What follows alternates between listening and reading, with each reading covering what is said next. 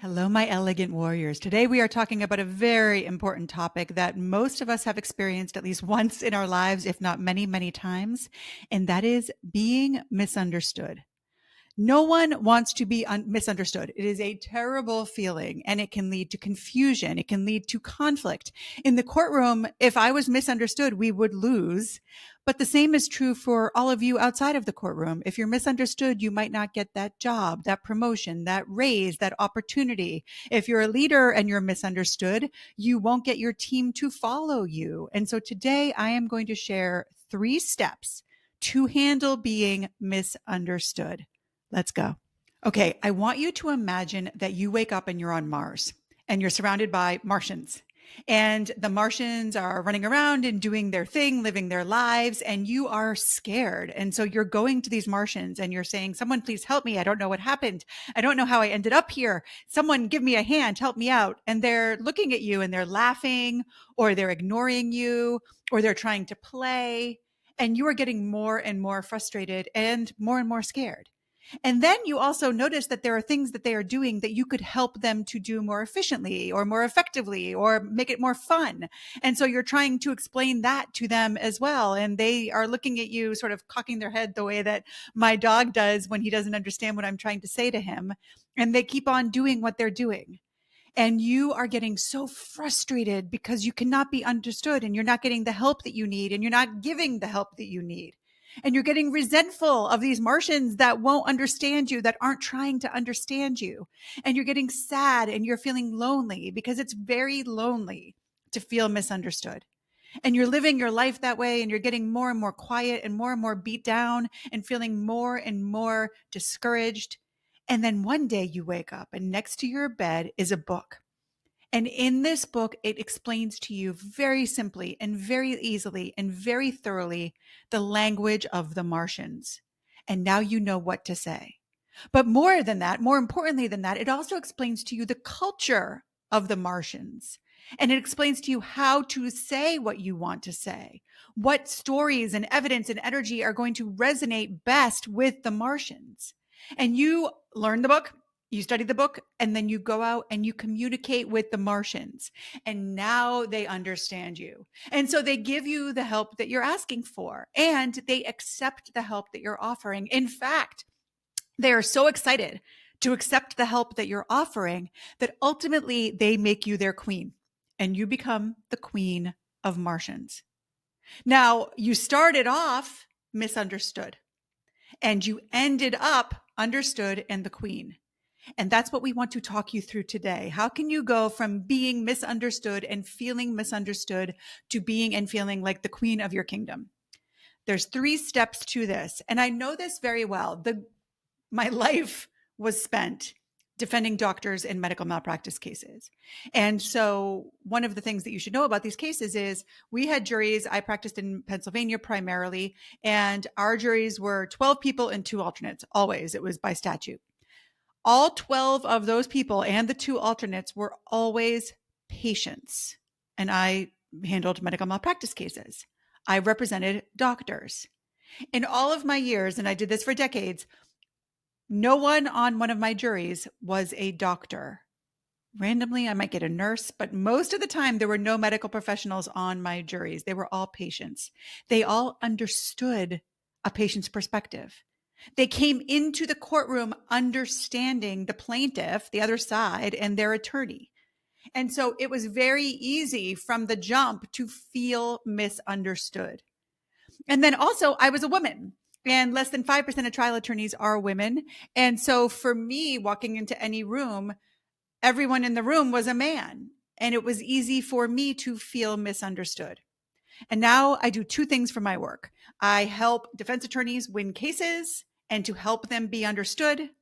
And I help women win money, attention, loyalty, engagement, sales, leadership, board support from others, all of those things by being understood. And so this is what I do every single day. It's what I have done every single day. And I know that these 3 steps work.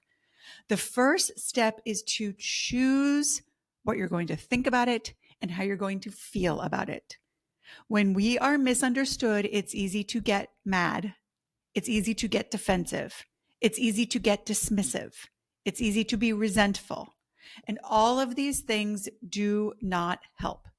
If I woke up in Mars and get mad and resentful and aggressive and dismissive of the Martians, I would be lost. I would have no recourse. I would never have a chance to be understood. Instead, what I want you to do when you are feeling misunderstood and you feel your body slipping into anger, frustration, fear, resentment, insecurity, I want you to do what you can to get curious.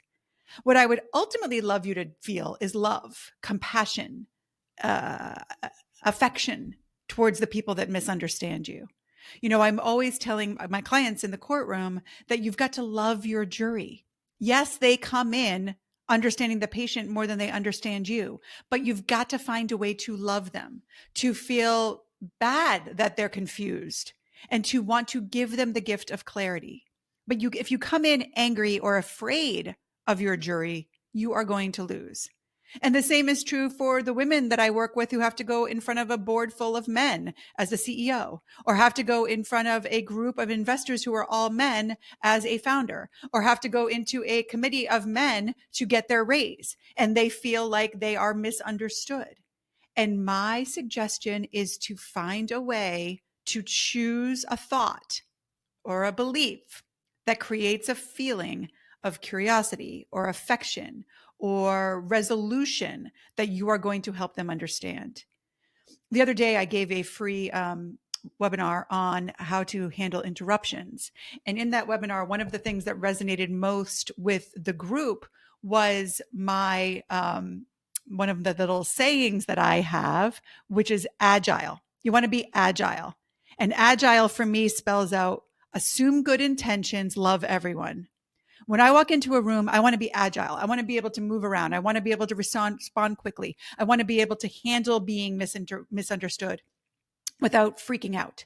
And that is best done when I'm agile, when I assume good intentions and love everyone. It's hard when you're misunderstood. You feel defensive.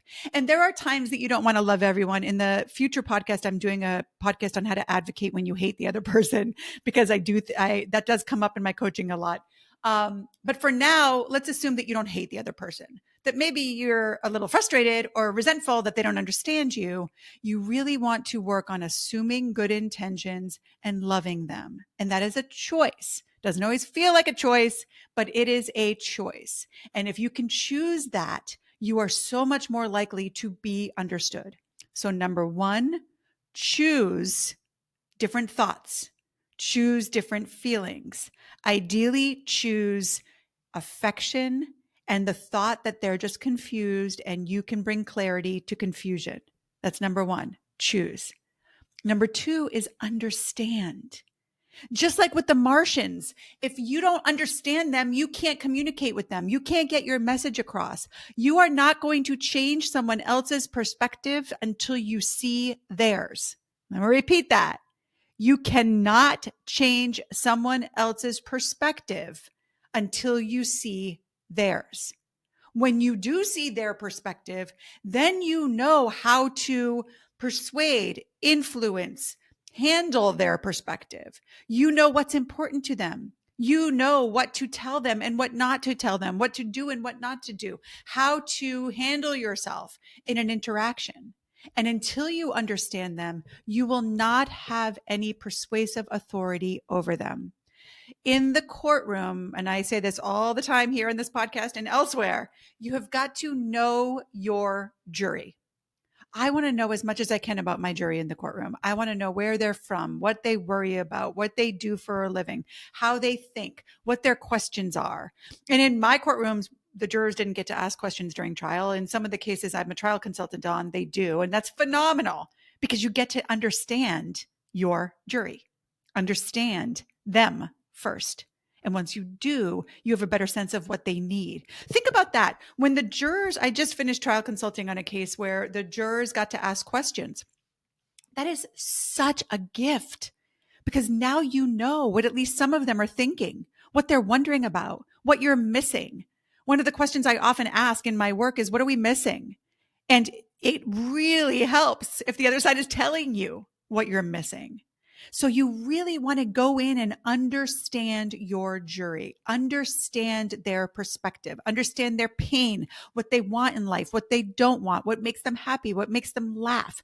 The more that you can understand, I call it your jury, the people who give you your wins, whether that is in the courtroom, the actual jury, or for many of you listening, it is the person who gives you a raise, the person who gives you an investment, the board who gives you the okay on the next thing that you want to do. Understand them as deeply as you can. And that is hard sometimes when you feel misunderstood because you don't want to. You feel like tit for tat. They don't understand me. I don't want to understand them. Why should I try to understand them? Why should I try to be compassionate with them and understand their perspective? They don't understand mine. No, they don't, because they can't. But once you understand theirs, you can get under the hood and you can start playing around and you can actually have persuasive authority in their world as well. So first, you've got to choose what you're going to think about being misunderstood. You're going to choose how you feel about it. You're going to go for those high energy vibrations, whatever it is for you. For me, I like to choose the energy of delight. I'm delighting in being misunderstood because it allows me the opportunity to bring clarity to confusion. I love my jury because they are going to give me a win once I understand them. I choose to think that I am coming into a place where my only job is to slay confusion. Those are the choices. That's number one. Number two is understand them, see the world from their perspective. And ideally, you can ask them or you get the questions like in the courtroom in my recent case. But if you can't ask them, then part of this is using your imagination and your creativity. How could they see this? One of the things that I do in the courtroom that sometimes makes my clients a little uncomfortable is I play the role of the other side or I play the role of the jury. And I say, if the jury hates us, how could they see this piece of evidence? Because we see every piece of evidence as beneficial to us. But part of my job is to see where does this cut the other way? Where could this actually hurt us? And how can we tell the story of this piece of evidence without acquiescing that other side, letting that other side use it against us. And so you want to get creative about this if you're trying to understand your boss, your board, your team, and you can't ask them questions, then really start to play with how else could they say this? What am I missing? What else could be? Some of my favorite words, as you all know from listening to the podcast. So you're choosing, you're understanding, and then, and only then, do you start advocating. Do you start asking for what you want out loud and with delight and mastering the art of the ask? This is the last step.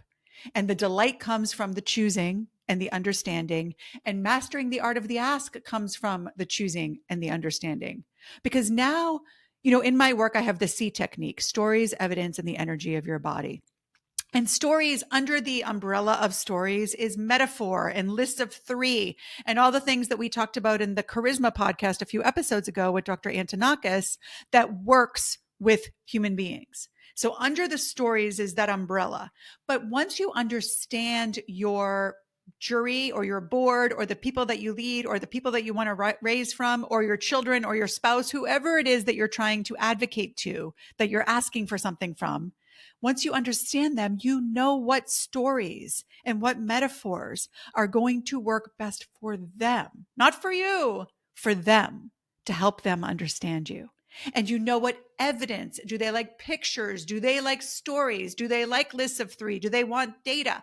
Whatever evidence is going to resonate most thoroughly with them.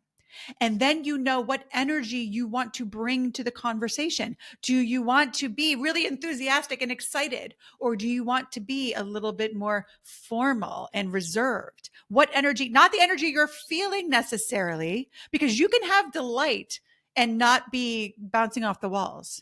You can have delight and still be reserved. You can have delight and still be formal. I went to 12 years of Catholic school. I was very formal in the courtroom. And yet I was delighted to slay the jury's confusion. So you can only know what energy to bring to a conversation when you understand the other person. Choosing, understanding, and then advocating. Those are the three steps that will allow you to avoid and handle being misunderstood. Listen, being misunderstood leads to conflict. It leads to frustration. It leads to confusion, and it leads to losing in the courtroom and outside of the courtroom. But if you can just take a deep breath, calm that beautiful nervous system of yours, and choose, understand, and advocate, you will be understood. You will avoid and handle conflict more effectively, and you will ask for what you want and get it time and time again. And you will be the queen of whatever your little group of Martians looks like. This is the work that I do. I talk about a lot of this in my book, The Elegant Warrior, How to Win Life's Trials Without Losing Yourself.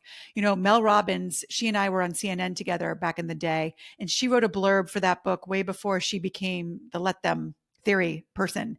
And she gave me a beautiful blurb, which is on the cover of the book, and talking about how these stories from the courtroom apply to life outside of the courtroom. There's a link to buy that book, The Elegant Warrior, in the show notes. And there's a link to talk to me. If you are a defense attorney or an insurance professional who wants some help with your team to prepare for a case or to work with your defense attorneys to use these tools, or if you are someone, typically I work with women, but if you are someone who wants work together to help you when you feel misunderstood, to be understood, this is the work that I do. It's the work that I love to do. I love to help you overcome this fear of being misunderstood, this resentment over being misunderstood, and to really step into your power. You are a powerful human being, every single one of you. And if you are letting yourself get resentful and angry and frustrated about being misunderstood, you are stepping out of your power. It is time to step back in, choose, understand, and advocate, and take that into your day. I would love to hear how this works for you. You can email me anytime, heather@elegantwarrior.com. I share more things like this in my email newsletters, which come out every Thursday as well, same day as the podcast. If you want to register for that newsletter, that link is also in the show notes. Thank you for listening. And as always, take good care.